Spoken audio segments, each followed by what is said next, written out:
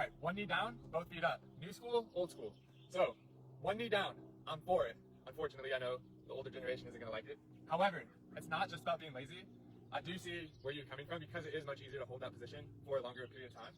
However, the way I see it is, if my job as a catcher is to be able to catch, throw, and block, if I'm receiving a baseball, it's much easier to be on a knee, lower to the ground. The hardest pitch in baseball is the low pitch.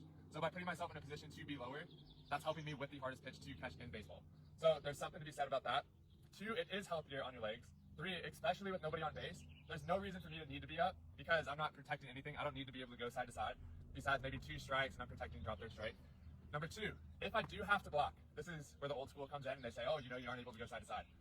If I'm in this position, one knee down, and I'm ready for a strike or I'm ready for any pitch, and I pre-pitch and this ball bounces anywhere around me, I don't have to start both legs up, kick my feet back, do a bunch of different movements.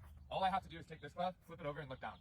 So it saves me movements, which the whole goal as a catcher is to be as efficient, quick, and move good as possible. So this eliminates tons of different steps. When it comes to throwing, quick fix, there's plenty of different ways to do this.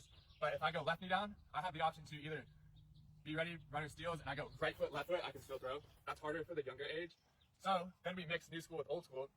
The runner can't steal until the pitcher lifts his leg. So when the pitcher lifts his leg, I lift my leg and I get into my old school stance or both feet up.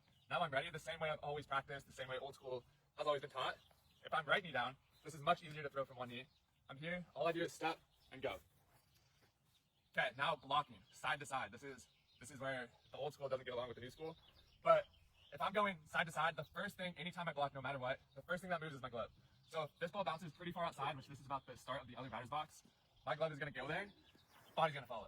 Anything in the middle to the outside of the batter's box is a pretty bad pitch, and that's maybe when we flip it over, dive, get our body on it, stop it some way, one way or another.